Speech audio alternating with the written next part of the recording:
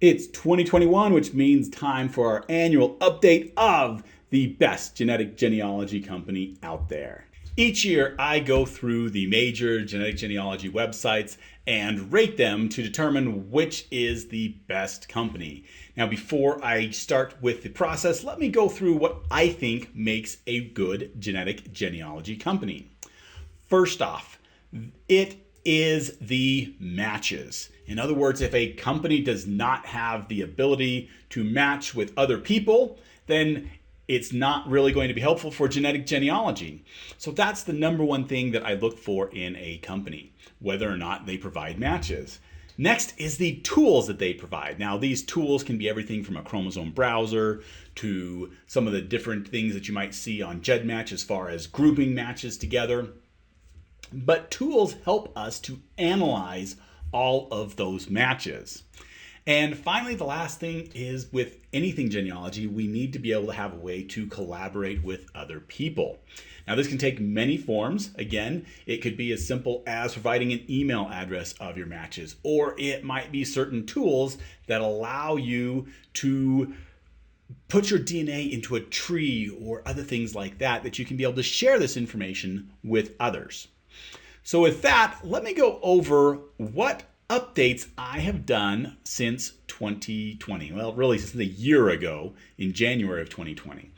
This year, there was not too many changes. Really, the first thing I did was I changed the weighting of the different categories. And that's, again, a evolving thing as I look at how I use different websites and what I think is the most important, what should have the most weight to it. The next thing is I updated the website ratings, and that is just going through each one of the websites and changing the numbers based on the new numbers so that overall we can get a final score and rate these companies from, right now it's really just 1 through 6 because there's 6 major companies. So let me start with collaboration, because this is probably one of the most important things with genealogy, is talking with other people, sharing information with other people, and gathering that information from others. Now, how collaboration works on each website is going to be different, and that's because their websites are organized in different ways. But really loosely, you could say that collaboration is based on tree activity, whether or not, or how many people actually put a tree on the website and how much information sharing between that. But you will notice that all the websites that I state here, not all of them have a tree. So that's why I say it's loosely based on tree activity.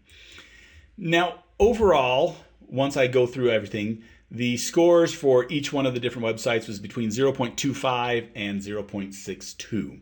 So there's just this ratio that is going to end up being a multiplier for database size and what's I'll describe as the QM score. In other words, just because you have a giant database doesn't mean that it's going to be the best. If you have a giant database but hardly anybody's doing any genealogy work on it, then you're going to actually have a really low effective database score. So let's start with effective database. This is 25% of your overall score. And what I do to calculate the effective database size is I put in the number of millions of kits. So for instance, Ancestry reports 19 million kits. So you have 19 million or 19, and then you multiply that by the collaboration ratio that I just talked about. And that gives you an effective database size. So in other words, the more collaboration, the more genealogy activity that is going on, the more of your database size will count towards the overall score. Now, one of the things that I did do last year is I limited this size to about 13 million, because one of the things that I saw in my own research is as the Ancestry database was growing, I was able to gather some more matches and match those up with other people. But somewhere around 13 million or so, the number of new matches that were really worthwhile for me was decreasing quite a bit. And so, and I think this is because of a couple of reasons. First is the population where I am from is basically a descendant of Europeans in the United States, that is where DNA testing really started, and that is where the focus has been for the first several years of DNA testing. Now, since that time, some of these companies have started to look outward to other places and focus their advertising dollars there to try to get more of those people to test. But then the other thing is the actual outreach that some of these companies are doing to different populations. So for instance, they're looking at their database and seeing that we don't have a lot of samples from Africa. And so we're going to actually send out groups of people and test 5,000, 10,000, 20,000, 100,000 people from Africa. And so that database size may increase by, 100,000, 500,000, or a million, but because a lot of this increases in targeted areas, it's not necessarily going to be helpful to me. And so that's why I just put a limit there on 13 million. If you wanted to do this yourself, you may find that your numbers are different.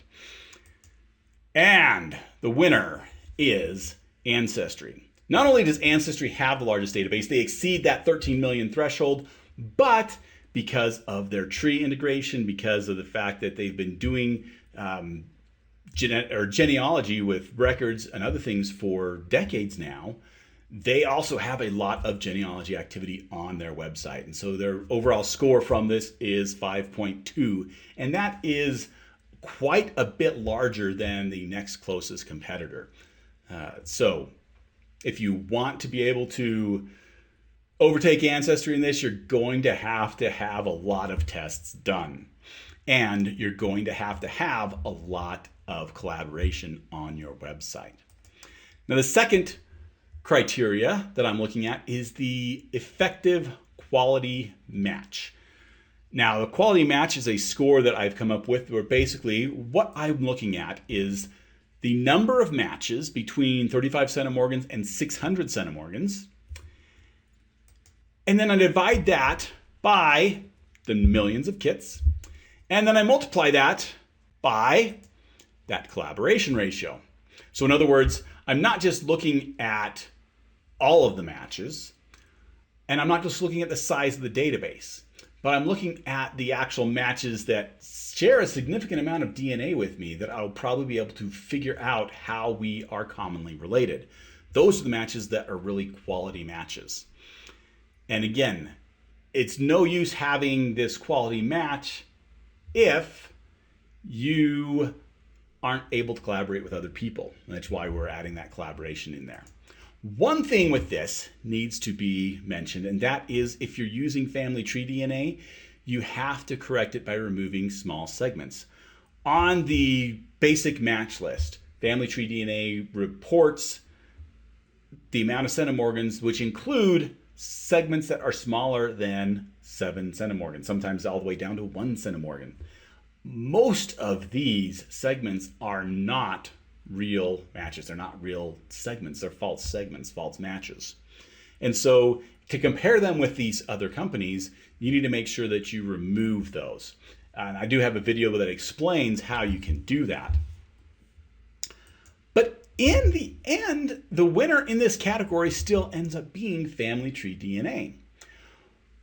They have a significantly higher number of quality matches per millions in the database than other places. Now, they have a much smaller database than other places, and so that hurts them in other places, or overall in the calculation.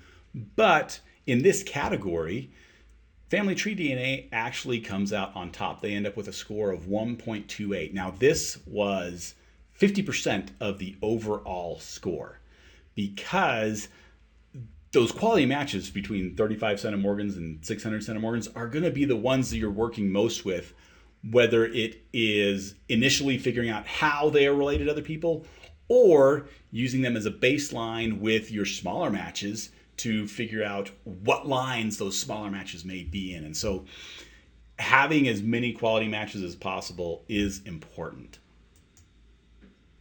The third category I look at is triangulation. Now, triangulation is when you match two other people and they also match each other all on the same segment.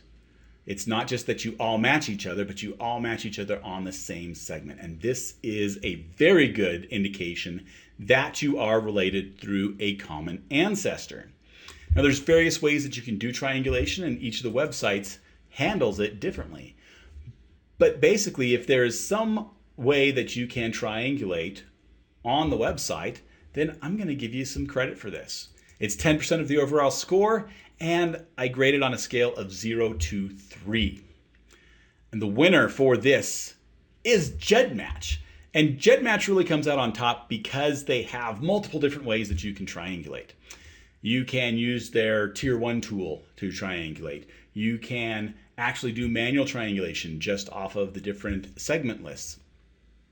You can look at your one-to-many match list and then from those do one-to-one comparisons and also be able to find matches that way. So there's multiple different ways that you can triangulate with GEDmatch. Most importantly, they allow you to see all of that information that you need to.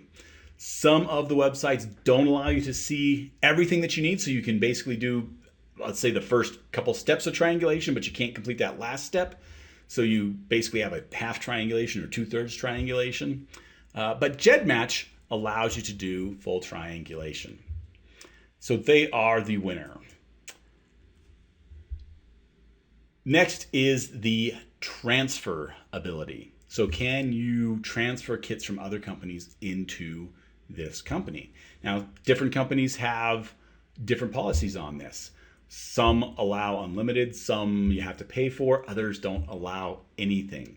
Now, where the advantage of being able to transfer is being able to do, I guess you could say, one-to-one comparisons on a single platform. If everybody transferred to GEDmatch, then this wouldn't be necessary, but just based on the size of the databases, we know that not everybody transfers to GEDmatch. In fact, a minority of people transfer to GEDmatch. So the ability to upload kits to different websites, I think, is also important for this. And this is just on a scale of 0 to 2. And there's actually a tie in this category, and that is between GEDmatch and LivingDNA. Both of these companies allow uploads from every other company, and those uploads are free. So if you have DNA kits from someplace else, you can actually transfer these onto GEDmatch or onto LivingDNA and be able to use their tools for that as well. Now, the final category I have is the X factor, and this is 10% of the grade. And this really is a wide variety of things. It's whatever extra functionality and tools a website may have to help you in your genetic genealogy research. And this is sort of difficult to compare because the variety of different things that websites offer are not apples and apples. You're really comparing apples and iguanas. So this is really fuzzy, but overall I put a scale of 0 to 3 on this. And the winner in this category, again, is GEDmatch for the win. And that is just because of the suite of tools that GEDmatch offers. There are independent developers that develop tools for them. Within the company, they are developing tools. And so you get not even just a single tool that does something, but in a lot of cases, there's 2 or 3 different tools that do the same thing in different ways and reporting it slightly different outputs for you. Different people look at those outputs and find certain ones helpful. And so that's really, I think, why GEDmatch has won. And they've won in this category every single year that I've done this, just because they keep on adding faster than anybody else can add the total functionality for this. Before we continue, if you want to support our work, there's many ways that you can do that. In the description below, you will find links to show notes, to free guides, as well as our website. The most important thing you can do, though, is to share this video with your friends and be sure to like and subscribe to our channel. It's because of viewers like you that we continue to grow. And with that, we are ready to start looking at the overall who has won. Now, when I go through each one of those categories, you might be thinking, oh, well, I know who's going to come out on top. But, there's some caveats. For instance, there's a couple of companies that you may not have seen at all. Actually, there's just one company. No, 2 companies. that you didn't see at all, but they don't show up where you necessarily would think they would. Now, number 6 is living DNA. In past years, when I looked at living DNA, I just did not even have enough information to really get a good grasp on where they were at, and so I had to make guesses. And in some cases, those were really conservative guesses. Well, this year, I think living DNA finally has enough going for them that I have real numbers. So they have matches. I can look at the different matches to figure out a QM score. They have, the different things as far as transfer and all that. And so I actually have a real score that I'm confident on living DNA. Unfortunately for them, they're still at the bottom of the list, but I think you should always remember that living DNA is also the newest one of the companies that is coming up. So I expect their score to rise over the next few years as they start to add more and more functionality to their website. Next is Family Tree DNA. Now, Family Tree DNA was the first ones to offer any kind of commercial DNA testing, and they were, I think, second after 23andMe for autosomal testing. So they've been doing this for 15, 20 years. The major thing that hurts Family Tree DNA is their database size. They're only about 1.5 million in their database size. They haven't reported it recently, so it's kind of hard to gauge what that actually is. And they haven't been growing that very quickly at all. And so that hampers them. So even though they scored really high in the quality match, when we look at the effective database size, that is so small that that's going to drag down the score overall. Number 4 is 23andMe. Now, 23andMe was the company that I first tested with, and they were my favorite for several years. Although they've had, I guess you could say, some missteps in 2020 as far as their genealogy offerings. They did some beta tools, which I thought were good, but they never actually released those for the full test. They've removed some functionality in certain things, and late in the year they were actually they were removing matches for a new subscription model that they had. And that caused a lot of uproar in the community. They eventually restored that, although it's sort of in question whether they're going to continue to add to those or just basically have that as a snapshot now from the past. And unless you test with them and do their new subscription model, you're not going to get the more matches for that.